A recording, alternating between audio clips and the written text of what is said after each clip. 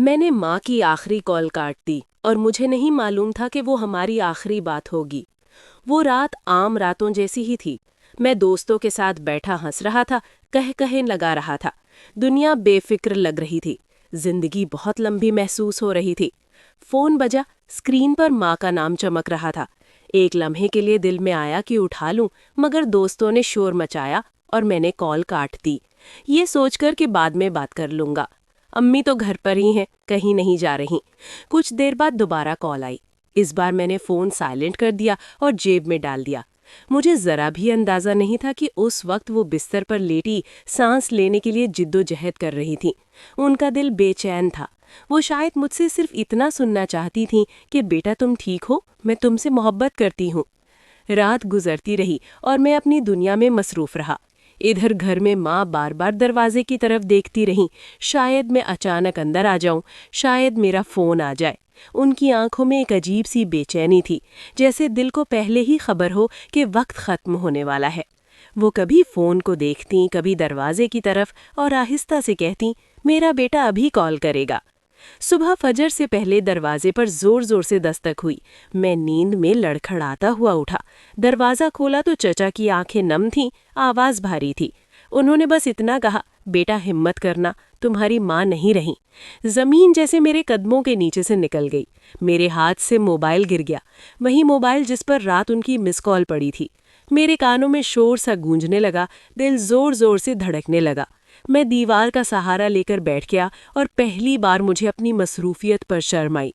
گھر پہنچا تو صحن میں لوگ جمع تھے، سسکیاں گونج رہی تھیں۔ سفید چادر میں لپٹی ماں چارپائی پر خاموش لیٹی تھیں۔ وہی ماں جو راتوں کو جاگ کر میرا انتظار کرتی تھی، وہی ماں جو میرے دیر سے آنے پر دروازے کے پاس بیٹھی رہتی تھی، وہی ماں جو میرے بخار میں ساری رات میری پیشانی پر پانی کی پٹیاں رکھتی تھیں، وہی ماں جو خود بھوکی رہ کر مجھے کھانا کھلاتی تھیں۔ آج وہ بالکل خاموش تھیں۔ میں نے ان کی ٹھنڈے ہاتھ پکڑے اور آنکھوں سے آنسو رکنے کا نام نہیں لے رہے تھے۔ میں ان کے ہاتھوں کو اپنے چہرے سے لگا کر رونے لگا اور دل ہی دل میں کہہ رہا تھا، امی ایک بار آنکھیں کھول دینا، میں آ گیا ہوں امی، میں واقعی آ گیا ہوں۔ مگر اس بار وہ واقعی نہیں اٹھیں۔ مجھے اپنا بچپن یاد آنے لگا۔ جب میں گر جاتا تھا تو وہ مجھے سینے سے لگا لیتی تھیں۔ جب اسکول میں کسی نے ڈانٹا تو میں آ کر انہی کے پاس روتا تھا۔ وہ میرے آنسو اپنے دوپٹے سے صاف کرتی تھیں اور کہتی تھیں، میرا بیٹا کبھی نہیں روئے گا، میں ہوں نا۔ انہوں نے کبھی میری آواز کو نظر انداز نہیں کیا تھا۔ میں نے ہمیشہ ان کی آواز کو بعد کے لیے چھوڑ دیا۔ میں نے کبھی نہیں سوچا تھا کہ ایک دن بعد کا وقت کبھی آئے گا ہی نہیں۔ جنازہ اٹھا تو میرے قدم ساتھ نہیں دے رہے تھے۔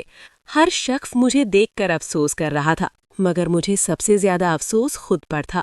قبر پر مٹی ڈالتے وقت میرا دل چیخ چیخ کر کہہ رہا تھا، کاش میں نے وہ کال اٹھا لی ہوتی، کاش میں نے صرف 2 منٹ بات کر لی ہوتی، کاش میں نے ایک بار کہہ دیا ہوتا، امی میں آپ سے محبت کرتا ہوں۔ مگر اب ہر کاش بے معنی تھا۔ مٹی قبر پر گرتی رہی اور مجھے یوں لگا جیسے ہر مٹھی میرے دل پر گر رہی ہو۔ گھر واپس آیا تو ہر چیز بدل چکی تھی۔ کچن میں وہ برتن ویسے ہی رکھے تھے جیسے وہ چھوڑ کر گئی تھیں۔ ان کا چشمہ میز پر رکھا تھا، ان کی چادر کرسی پر پڑی تھی، مگر وہ خود کہیں نہیں تھیں۔ میں نے موبائل کھولا، ان کا نمبر دیکھا، انگلی کال کے بٹن پر رکی رہی، مگر مجھے معلوم تھا اب دوسری طرف سے کوئی آواز نہیں آئے گی۔